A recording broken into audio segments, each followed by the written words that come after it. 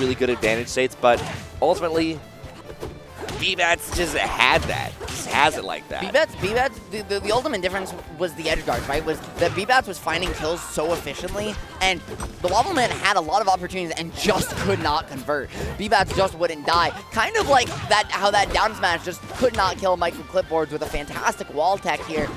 Yeah, now we got that raccoon that I hate and that bird that I hate. So we're going to be seeing...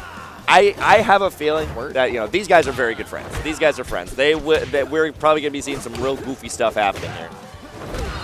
Okay, finding the stock is John Fortnite Kennedy there. Great call out with the up strong there in the air as Clipboard's trying to find a shark of his own. This is one of the very common matchups we saw early in Rivals 2's meta.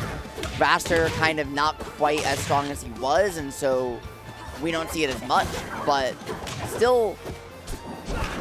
Yeah, I find that the grounded game in Rivals 2 is very, very different and a lot more powerful than it was in Rivals 1. So that's where we see a lot of characters really tend to shine. Like Maple's able to cover so much ground. Crag is able to completely dominate the ground game. Meanwhile, Raster is kind of left in the air. And when you get left in the air, right, you risk getting called out on your landings, like Clipboards just did with that DP up special to find the stock, trying to use that up air to stall, mix up the timing. But one of the things Raster is excellent at, especially in Slipstream, is covering all the aerial space on the planet. That edge guard there was no escape from, and even though you don't find the combo starter after the fact, you get the approach for free, you get to run out as long as the Slipstream's online. And John Fortnite Kennedy is showing you why Raster can be such an explosive threat in this metagame. John Fortnite Kennedy, big fan of birds, Falco player. Smash Ultimate as I know him, but there's not really much overlap here. So this is actually my first time seeing him play Rivals. Hey, I like the just jab into forward strong there, recognizing that like like in other Smash games, you sometimes get lost into hitting buttons, but ultimately you sometimes just have to know when not to, right? When to not overcomplicate it and just go for the simple stuff. Fortnite Kennedy did that perfectly, and that's why he took game number 1. But Soupy, where should we go next? I genuinely don't know, but for a character like Maple, I feel like Maple doesn't kind of needs a smaller stage in order to completely dominate her entire space. And also that would just make Slipstream even less powerful. But a stage like this, I can see Slipstream being really powerful. So I'm not sure why Clipboards would pick it, but you know, what do I know?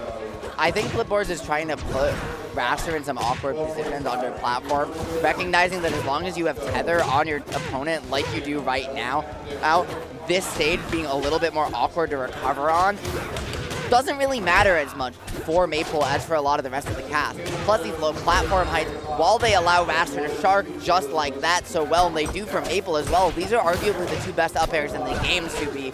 And so you know these guys both want to juggle each other all day long. Absolutely, and also baiting Raster with just having the Slipstream constantly out, that is going to make him a little bit more predictable with what he wants, so that just, you know, can make it easier to play around. I love the fade back there.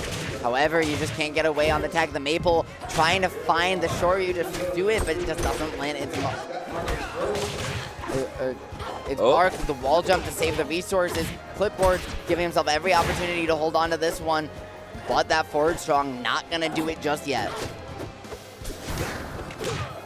Yeah, it's not looking too good here for Clipboards. Raster, John Fortnite Kennedy has just been covering so well, especially with that DP up B, I believe, right there. Yeah, looking for that forward tilt, not gonna, or that up tilt, sorry, not gonna land. Instead, it's going to be Raster finding the reversal off of a cheeky little pivot grab, right? That early fastball with the slipstream just baiting it out. An unfortunate, unforced error there from Clipboards. Yeah, Hyperborean, this is not looking like a very good stage pick here for Maple. No, I mean, again, it's one of those stage picks that's really good as long as you have Tether on your opponent.